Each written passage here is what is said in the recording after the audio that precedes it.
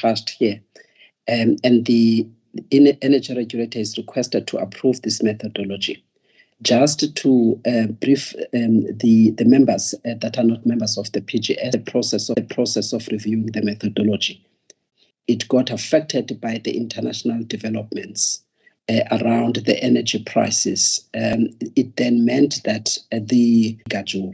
So as you can see, that would have been a very excessive and steep increase to the detriment of industries and final consumers of gas. So we then had to undertake a process of reviewing it. That process started in February of 2022 when the discussion document was approved by the PGS. And following that document that was approved in February 2022 by the PGS, a methodology that we can use interim in the sense that we understand the role of one that is not what we tried, especially in terms of Section 21(1)(p). It is necessary for now because in that public conditions where we have a monopoly and some dominant firms in terms of some. So that is why the price regulation is necessary so that we can constrain market power as well as the more suppliers of gas, but not just the number of suppliers, also the conditions. Once they improve and the balances, there's a balance between the demand and supply that improves the conditions, then it means maybe the role of NERSA in so far as price regulation is concerned might not be necessary. So it was also important that when we therefore discharge our role in terms of section, so that at least there is no harm on the consumers of gas. So this is by way of background, Chairperson. In coming up with this methodology, we had to be guided, just for the comfort of members, we had to be guided by the ruling of the Constitutional Court. That ruling of the Constitutional Court, and for that, at least we do take into consideration the cost of a monopoly. That is not to say that prices of gas in South Africa must be cost-based per se, but it is to make sure that the cost-price difference is excessive or unfair as considered or as contemplated in Section 31 of the Gas Act. So we look at the cost-price difference and make sure that it is not excessive or unfair. Also look into Section 8A of the Competition Act, just insofar as the concurrent, when we implement excessive pricing approach as the economic regulator, we make sure that at least it is there are no sort of misalignment per se with the competition authorities. So I just wanted to emphasize that part. Now, in terms of what for the review, the public hearings 2022, again in October, 14 October 2022, and the third one was on 3 November 2022. Then they reviewed certain things, but in general, obviously the document was approved, and members also said that the team must consult with stakeholders just to indicate what has been proposed, and just one there. Table 1 there. Table 1, it shows the cost of gas, also mentioned in the regulations, the way that will determine the prices. So it is also aligned with the regulatory framework insofar as regulations are concerned. Then the approach is to first determine what the cost is, market price, to make sure that the cost is covered. And also just to make sure that the cost price difference is not going to be huge. Then we will therefore determine the profit component that will be reasonable profits. That Chairperson, as we know, the framework of regulating gas is such that you will have a method of determining a price. First, it is very different because it's the charge for the molecule. Then again, in the scheme of the framework for gas, you must have the transmission, which is not part of what we are doing here. And then you've got the trading assets that you must take into consideration, so that those assets that are used by traders, they do earn, and that is allowed in Regulation 4 sub 4. So that's why you will have the trading cost, because the traders, the independent traders, they use not only their computers, but they will also be using just to meter the gas that is going to be sold. So they will have meters, and you will not find in the Gas Act anything that talks about the meters. They will be talking about pipeline, the distribution level, as well as the transmission level and storage, where they can recover the cost of meters alone modules. And you might not even find those under the transmission distribution line. So that's why then for fairness, you will also have the trading cost. And the trading activity is regulated in the Gas Act. So hence, then the trading cost will have to be considered.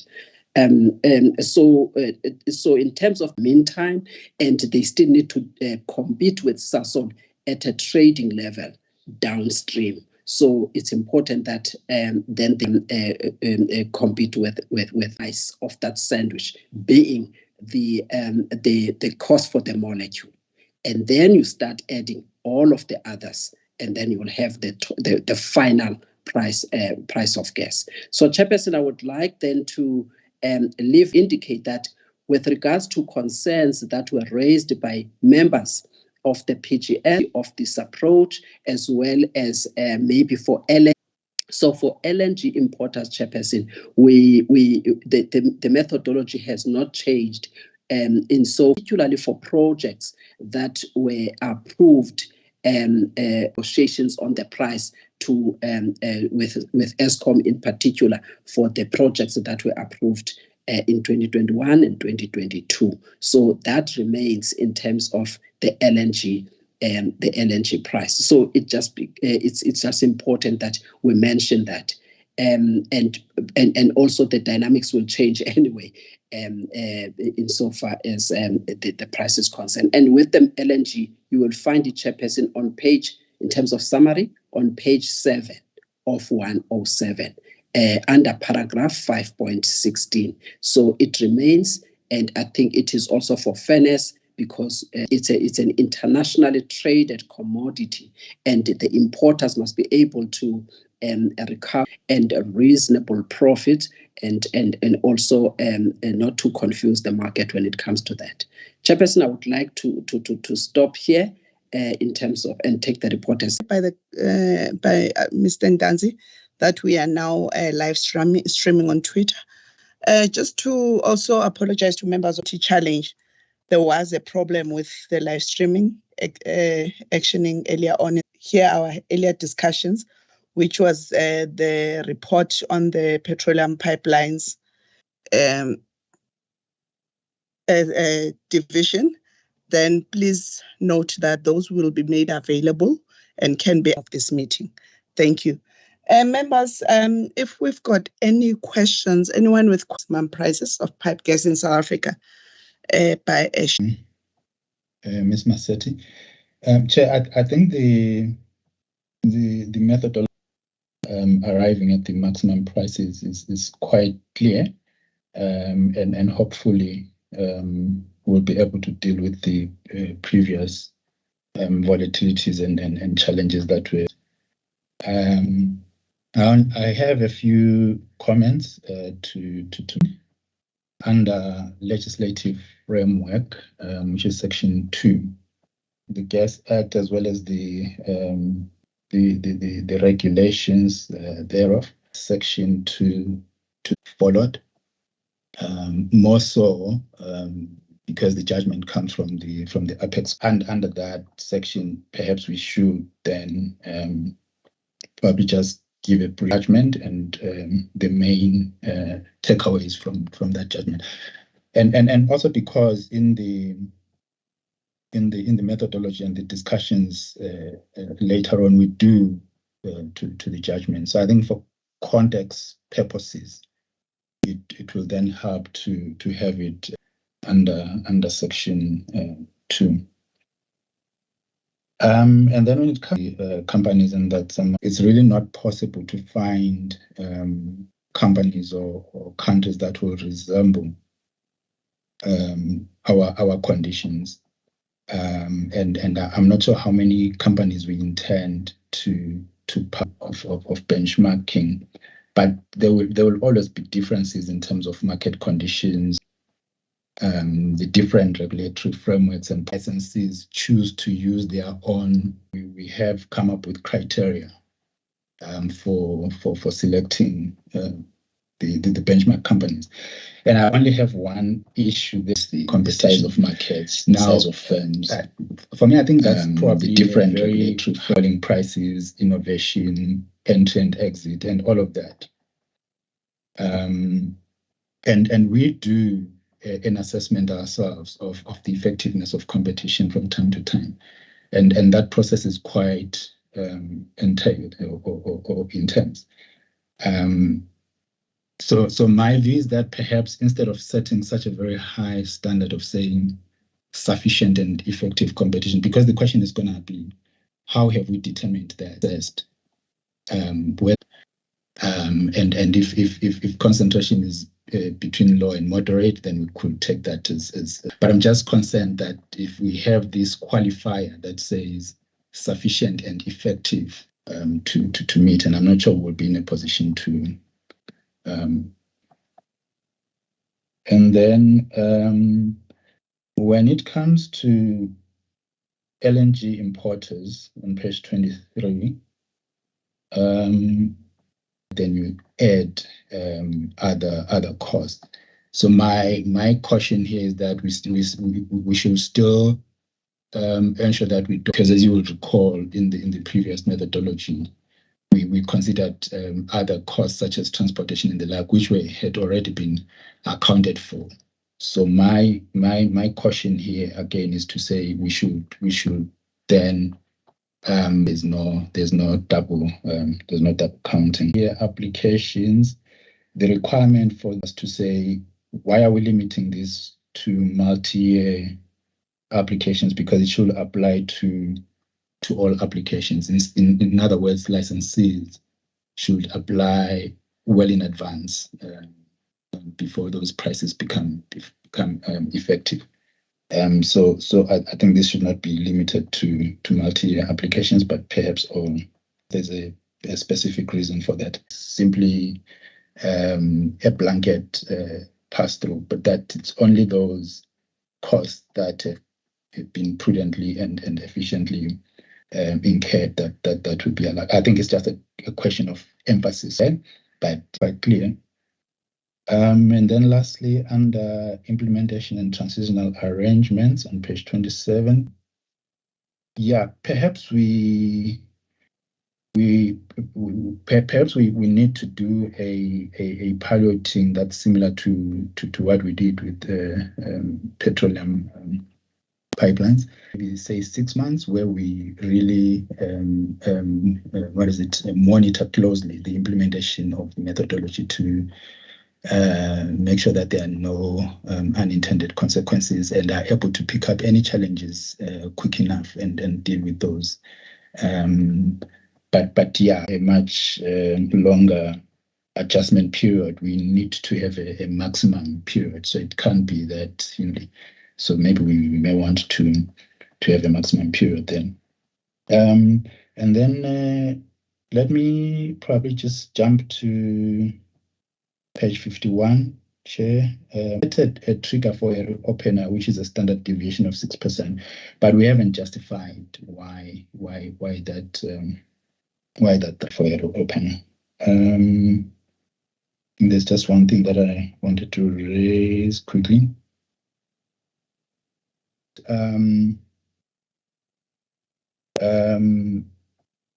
So the fact that for LNG importers to expand a little bit on that, and that's on page 7 of 107 paragraph. Proceed. Thank you, Chairperson. I'm a member of the PGS ordinarily, but I was on leave on the day, unfortunately, when the PGS meeting happened, and hence my raising my hand here. I noticed, Chair, that a number of my previous concerns have been considered, especially possibilities of double accounting. Number one. Number two, also covered by Mr. Sibanda on the benchmarking. I do have serious concerns around involved in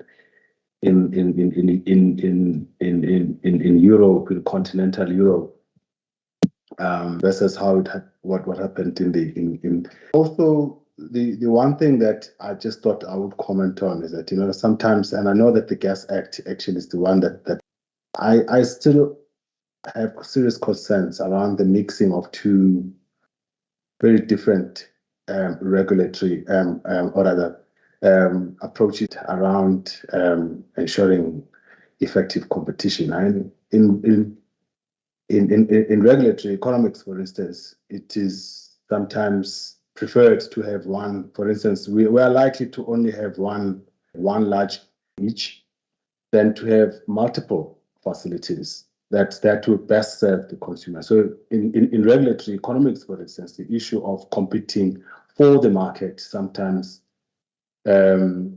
is one that dominates other than competition in the market. So I know that the Gas Act, unfortunately, tends to bring the two as if they are the same. So I've raised that concern about that. But my question, there's only one question, Chair. Different processing systems, one for LNG and one for, if I can be specific, for Sasol gas. Are we not inviting possibilities of arbitrage that in a particular location, depending on whether the gas came via LNG or it came via pipeline from Mozambique? Are we not creating possibilities of arbitrage? Thanks. Thank you very much, Mr. Kumete. Between yourself, Mr. Mkhize, and Ms. Sibi, I'm not too sure who's the first one who had their hand up. If you can please assist. Anyone who can assist? It's Mr. Mkhize. Thank you so much. You may go ahead, Mr. Mkhize. Thank you, Chairperson. I'm a member of the PGS. I support the recommendation. And I just want to highlight one thing to justify it properly. Like I think Mr. Sibanda has already covered me with regard to Henry Hub, where we say we don't think that it will be appropriate. And it's actually my main concern around 51 in hindsight, where we're talking about the review period kept, being tracked, and then you look at the interest of both the consumers and the licensee. A longer period, like 12 months, is definitely likely to cause some harm. At what period maybe the licensee would choose. But I think that if we go the piloting route, we may track that, and then ourselves will come up with a period that will then be more considering the vagaries or the volatility of the market.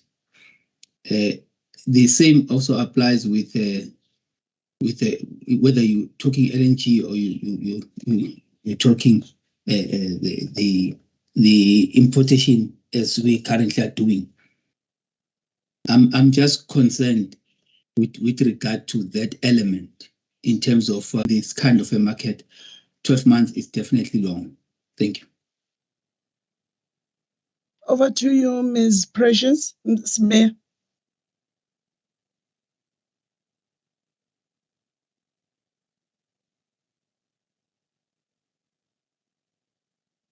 Ms. Yes, hi. Thank you so much. Chair, I just a comment with regards to the methodology. Noted, Ms. Sibia. Over to you, Ms. Masetti and team, if you can please respond to the questions made, the enhancements as well. In all areas where I may not have sufficiently covered the responses. I want to start some of which were just to enhance the analysis. And thank you, Mr. Sibanda, for pointing out those things. I think they're very important now that it appears the recipients of the document, they made it such that there are things that are not very clear and maybe there are gaps. Thank you.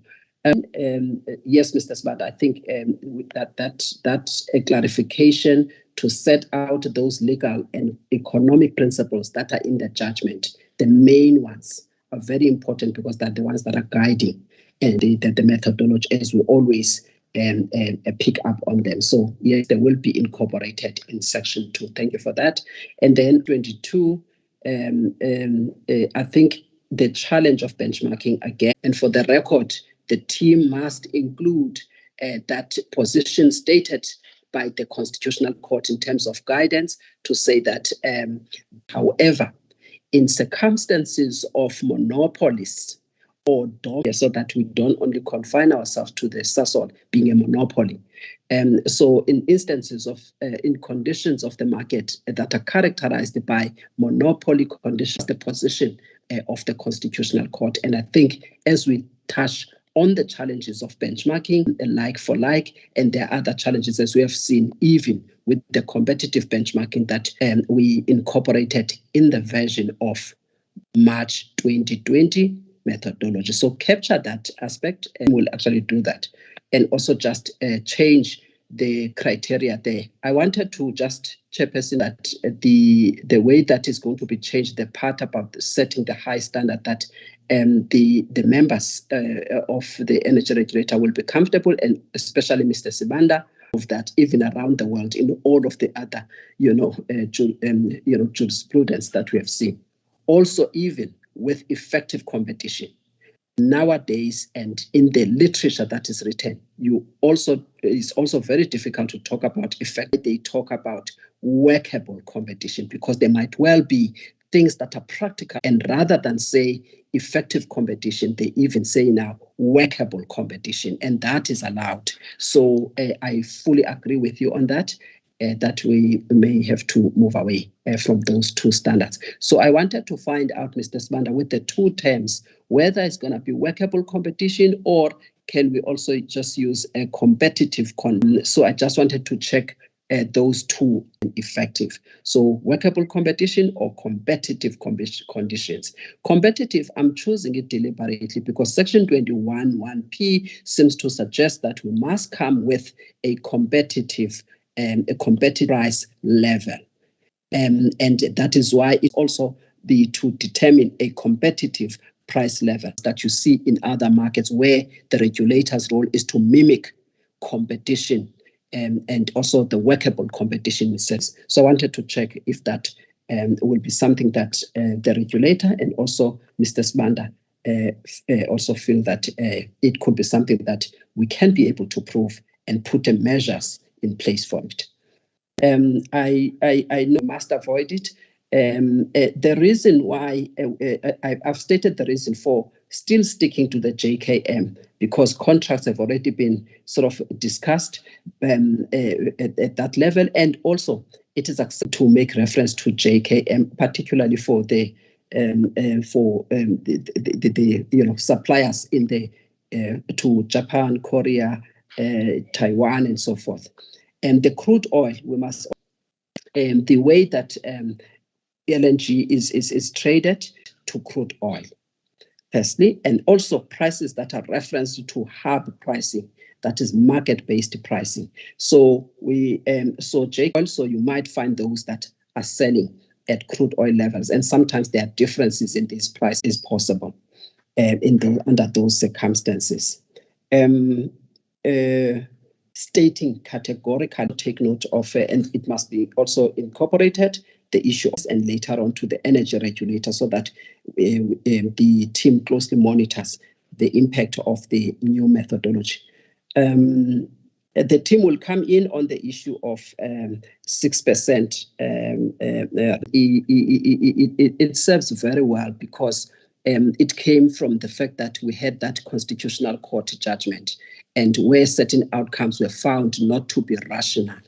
And therefore, we had to come up with a rationality test where sometimes you check the outcomes after the price have been calculated, and then you see whether the outcomes are rational or not. So as opposed perhaps to coming up with the reopener or sort of a review, maybe a review of that, and then maybe necessitates that then let it be reviewed. So maybe the sequencing of that process will actually assist the regulator in even getting into the review stage after the rationality assessment be written, just that part, be written to follow that sequence in terms of the process. I think that would assist a great deal.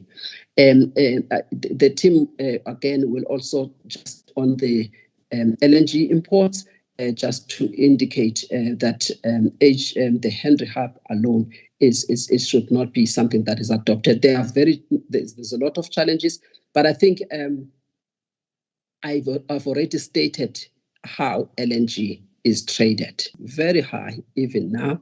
There's also a hub pricing, which is called the market-based pricing. Also, it's not looking good at the moment because of the tight supply and geopolitical issues. And thirdly, there's also pricing that is based on crude oil.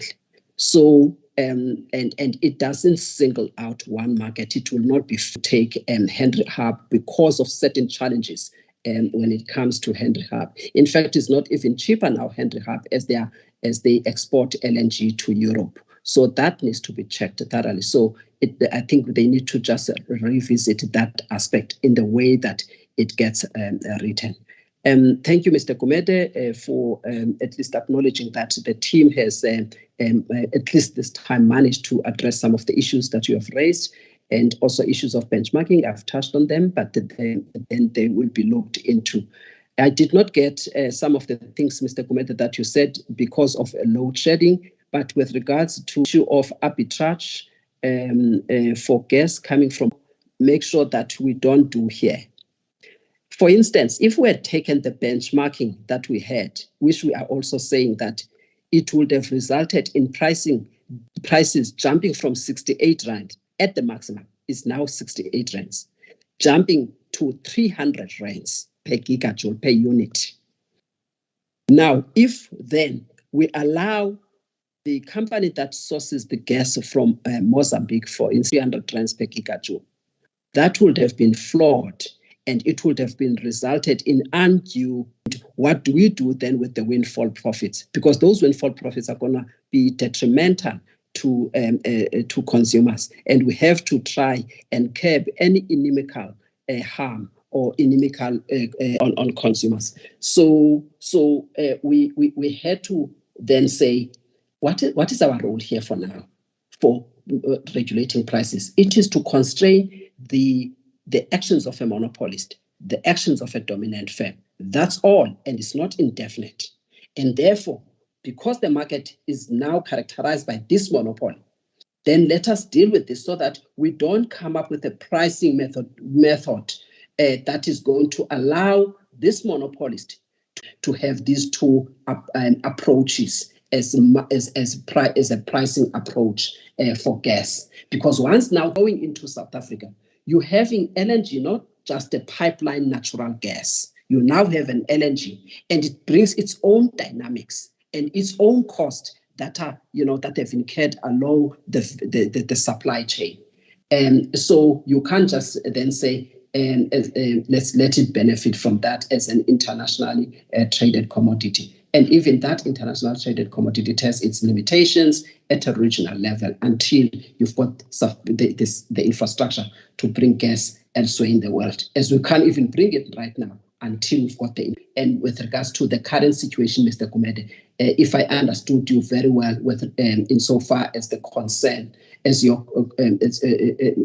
are concerned about the issue of arbitrage.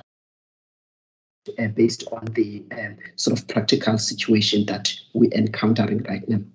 Chairperson, when it comes to Mr. Mkhize, I'm touching on page 51, the concern on the review period. the period of 12 months that the team has opted for, and the PGS has recommended to the energy regulator. The one thing that we need to just as a principle to think about are the resources in terms of monitoring this on a monthly basis. It's going to be very difficult. But also, based on our experience, when we have done it on a quarterly basis, we noticed that there is no reconciliation done by the supplier of gas. And it ends up in a situation where customers would have paid higher, and when the price is supposed to come down, it doesn't come down for the benefit of consumers of gas. And that also needs NERSA to have sufficient resources to monitor that compliance. Now, with what we have before us, or what we are proposing, that situation of regular monitoring might not arise. Why I say so? It is because any price increases or changes with this methodology will only be driven by cost changes. And it is not anticipated that the cost of the supplier of gas will change regularly month to month or quarterly or 6 monthly. So that is why then they opted for 12 months, so that they do the reconciliation and look at whether there were significant or any changes in do the check if there's over recovery, overcharge, or there was under recovery, and then the credit notes will therefore be issued. So that is the reason for that. The team will look then or respond to the statement made by Ms. Sibiya. Thank you, Chairperson. Thank you very much, Madam Maseti. Over to Ms. Sibiya's question. Please, over to you.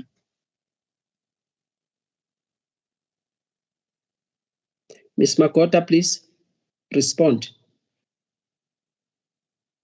Thank you, Chairperson. I will start with the issue of the 6% standard deviation. Chairperson, we noted from the current methodology that we did not put conditions for, even though there were conditions that were put there regarding the rationality test. However, there were no conditions to say what are the steps to be taken in case of the irrational price. And what we are proposing in this methodology is that where there is a need for a reopener, that need should be necessitated by movement of price. Say, for example, aligning it with the inflation, if it increased by more than inflation. And then secondly, stakeholder also suggested that perhaps it would be more to say that if there is that movement which excess action the reopener, and that reopener can be initiality test. With regard to Mrs. Sibiya's input to say we must take the learnings from the electricity department, we have been in contact with the electricity department, and some of the provisions that are in the methodology were also based on the learnings that are there from the electricity methodology. Thank you, Chairperson. Thank you very much. Mr. Kumete, I assume you have a follow-up. You had your hand up. And I also saw Mr. Ngumalo Tulebona had his hand up, but I assume he would have been covered. Members, any follow-up based on... Chairperson, yes, I did have a follow-up, Chair. I just wanted to clarify to Madam Maseti what my question was around arbitrage was. So if you are pricing a particular commodity, in this particular case, a molecule of gas, whether it comes from LNG or it comes from natural gas across the border. The thing is, when it, like say Richards Bay, it doesn't really care where it came from, so it can't have two prices. If it's got two prices, one creates a possibility of an arbitrage, that somebody prices something that came from a different source as if it came from another source, and therefore makes a profit that is not driven by a cost. So that's why I was asking that if we're using two different methodologies, are we not creating opportunities of an arbitrage? Okay, that is noted. A chat input there. Over to you, Mr. Sivanda. Yeah, Chair, mine was just to say that if competitive conditions is mentioned in the Act, then perhaps we should use that as part of the benchmarking criteria, because then it gives us a basis for using it. However, the only thing is that the team just needs to have factors that they will take into account for such competitive conditions. Thank you. Thank you very much, Mr. Sivanda. I also note your comment on the chat missing activity challenges. That is noted. Thank you. The other comment. Oh, sorry, it's Mr. Kumet, I think. Sorry, Chairperson, I was just trying to draw the attention of Ms. Magoda as she was still busy. Okay, your team. Okay, all right. Ms. Magoda, if you can explain, check in the chat, the input by Ms. Masetti. She also made it earlier on about the reopener and the Chairperson, I took it will have adverse impact. In other words, she is saying perhaps we should revise the 6% to the 10%. Thank you, Ms. Magoda. Please come in. Thanks, Chairperson. I know the response, but I think that then the reporting regarding the progress with the implementation of the methodology should touch on all the issues, even including our capacity and resources to monitor. Because at the end of the day, we must do what serves the market best, and find maybe other mechanisms because it will still remain a challenge that to delve much on this issue that talks to the period for review. Thank you. Thank you very much, Mr. Mkhize. Thank you very much. I don't know if there's any additional input you'd like to make at this time. Yes, Chairperson, thank you. Chairperson, on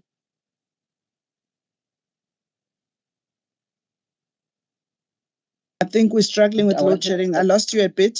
Okay, if you can start from scratch. Yes. Yes, thank you, Chair. Chairperson, I was saying that I just want to start where Mr. Mkhize ended. Yes, that comment is very important when it comes to LNG methodologies, the one for JKM and the crude oil, because they will be they will always change, Chairperson, because remember they will be sourcing that gas elsewhere, anywhere in the world, and the frequency of the review should be different. When it comes to LNG, when it's flowing into South Africa, yes, at that time we must make sure that the regulator is ready and is going to monitor that on a regular basis. Be it, I don't know, quarterly would be much more, even though they will input information on a monthly basis. And obviously, that's something that has to be done and made right when it comes to the energy, that the frequency of review will be very different from that of the cost plus method. I do agree on that, Chairperson. But on the cost plus method, what is expected is that cost will not be the cost of producing or supplying and processing gas will not change month to month. And we also said that we have learned through the years that it just doesn't happen that way when it comes to cost, and therefore maybe 12 months will be better, and then we do records. And it is something that the industry now is used to the issuance of the credit notes in such instances. So it will be twofold, Chairperson, for the reasons of the methodology or approaches, not just Mr. Kumede does have a point there, but it will mean that, as stated in the rules, the source of gas is something that be explained, the source of gas, and also the relationship between the supplier and the trader of that gas. So those are the things that will have to be managed a bit and looked into, insofar as they may benefit the very trader or the supplier who might actually say, oh, well, the crude oil price is so low. Now I'm going to could be problematic from the supplier point of view in that sense, because it will mean that they take advantage and they charge more to customers. But when it comes to customers, to the extent that customers may now look is what the regulator should be happy about, have a choice, because you will be able to buy from a trader that has sourced from a cheaper source. Maybe crude oil will be cheaper at a particular time, or the JKM, or even LNG that is produced locally in South Africa, as now we are also part of the history now, given the Renegen LNG in the area of Virginia, in Velcom, Bloemfontein, as they've started supplying LNG. So things might actually change. So I just wanted to emphasize that, Chairperson. And lastly, a very important one, and the benchmark of 6%, we might not be able to explain it, because what is the concern about it? That they linked it with inflation, but what is the concern? I mean, the time when we then say, hold on, let's look at the rationality assessment and look at, after that, then is there grounds to review. Thank you very much, Ms. Massetti. And thank you for the recommendation on item 5.1. It is recommended that the energy regulator. Oh, yes, Mr. Kumete. Chairperson, just a parting note for me. I think the issue of this arbitrage for me, it's this issue that we need to regulate an industry, not a company. You may have a predominant or a dominant firm or a monopolist, but the minute we've got one rule for the dominant firm and another rule for the rest of the industry, that is the problem. We regulate industries. Yes, we need to take due cognizance of the fact that we've got a dominant firm or a monopolist in a particular part of the value chain. But if we regulate, anyway, I've raised this issue before. It's just a warning, Chairperson. I will support the decision, though. But I don't particularly like this idea of industry on the other. It causes enormous problems for the industry. Thanks, Jane. The Kumete, that is noted, and I would assume it's noted by Madam Massetti and her team as well. Members, we've got the item in front of us, which has been discussed in greater detail. It's a review of the methodology to approve maximum prices for pipe gas in South Africa. The recommendations is on page 43 of 107, 10 of 107, under item 16. 16.1, it is recommended that the energy regulator approve the methodology to approve maximum prices for pipe gas, attached as Annexure A, methodology to approve maximum prices for pipe gas. 2, approve the reasons for decision regarding the methodology to approve the maximum prices for pipe gas, attached here to as Annexure B for pipe gas. Number 3, note the stakeholder comments on phase 2 of the methodology to approve the maximum prices for pipe gas as attached in Annexure C, which is the stakeholders' written comments. 4, note the deliberations at public hearings held on this methodology, attached here to as Annexure D, deliberations at the public hearings. And 5, note the report on finding an appropriate marking method for maximum pipe gas, attached as Annexure E. Members, are we happy to approve the item as presented? Ms. Sibia, thank you. Mr. Sibanda, thank you. One has now been approved. Thank you, members. If we can then go on to item 5.2, which is the minutes of the previous meeting number 172 of 10 November 2022. Over to you, Ms. Massetti.